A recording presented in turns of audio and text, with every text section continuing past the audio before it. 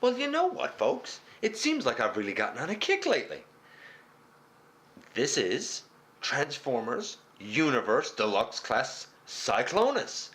And he's the subject of past and present yet again. Why?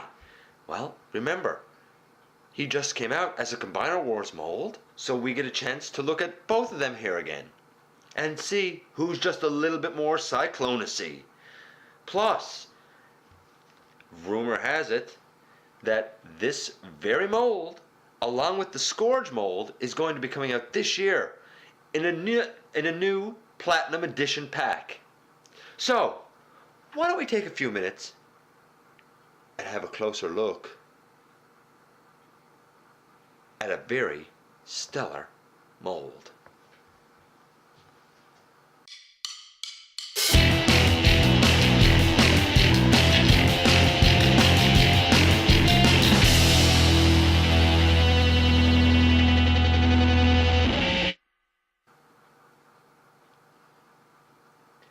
Hey audience, welcome back. This is Dennis Moulton, aka Gotbot, and yeah, today I have Universe Deluxe Class Cyclonus, and this is one of the most fantastic figures to come out of the Chug line since it started, including classics, including Generations, Combiner Wars. This is a fantastic mold. Look at the beautiful detail on the plane. Is this a perfect Cyclonus for a Chug collector? Yeah, it probably is. Is this a perfect paint job? No. It is not cartoon accurate if that's what you're going for. It is supposedly more accurate to the toy. I don't think it's that either. I think it's a deviation from both. As usual, we're going to measure him by paint apps, by posability, playability, and by transformation. Paint apps, I'm going to give this version of the mold a 7. That being said, there are versions of him that more closely resemble the cartoon, and for those I would give 9 to a 10, depending on the mold that we're talking about. But for this one, a 7. You would think that's not a strong start, but let's consider, if you will, this is the Voyager class Cyclonus mold that we just got this year. I'm not doing a full review of this guy, but look at that brilliant purple. That is a Cyclonus paint job right there. This is more like a And His Armada paint job. But let's move on and let's look at posability, playability, transformation. Transformation for this guy, fantastic. Let's begin by unpegging his hands. Beautiful. You can swivel up his shoulders. Beautiful. And now his legs have a very interesting transformation. You pull them out and pull them down. You pull them out and pull them down on the back. You squeeze both halves of the leg together, flip out the toe, flip out the heel. That's one leg done. Same on this side. You pull the back down. You pull the front down. You squeeze them together. They will click. You heard it right there. Toe and heel. Boom! Right there. Bottom of Cyclonus done. And a good part of his upper body done. Then you pull back the nose cone just like this. You push in the needle at the very point, and I thought that this was absolutely genius engineering. You flip in the nose cone and flip it up into his back. You take Cyclonus's head, you turn it around, peg in the shoulder, right there. Fold down the arms, extend the arms, unpeg the wing, and you can see this hinge, this joint right here. You unpeg the wing and then you fold it forward again so that it's behind the shoulder. I'll show it on this side again. You unpeg the wing and fold it back, and then you fold it in again, right there. You turn the arms so that the little wings on the arms are facing out. You flip out the hands, both of them. And you will notice that you'll notice that he looks fantastic in robot mode, but you'll also notice that one hand is closed and one hand has a peg hole. The peg hole is for this guy who comes with him. This is his Target Master partner, Nightstick. Nice looking gun, and he fits in his hand beautifully.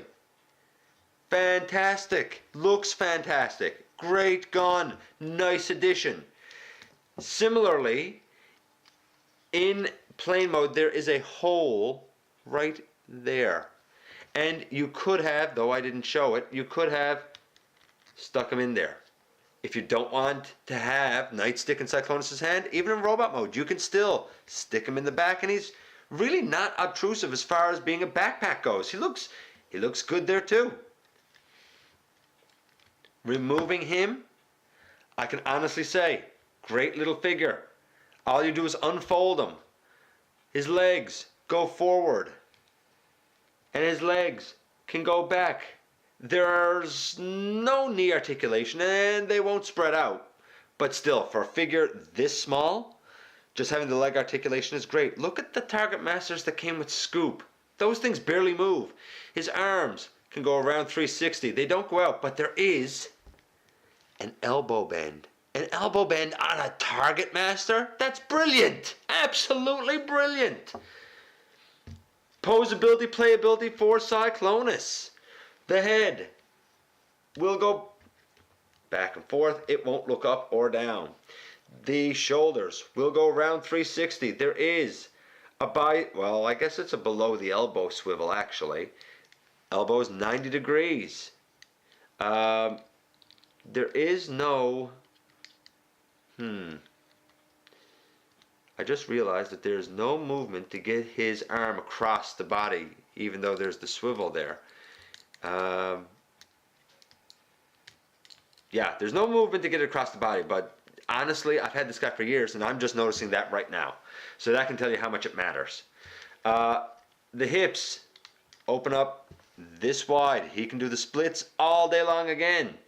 The knees, nice knee bend, nice deep knee bend right there. There is a thigh swivel, and we even have tilt on the toes, and we have a tilt on the heel. On my particular copy, however, one disappointment. These shoulder pieces right here, they unpeg far, far, far too easily.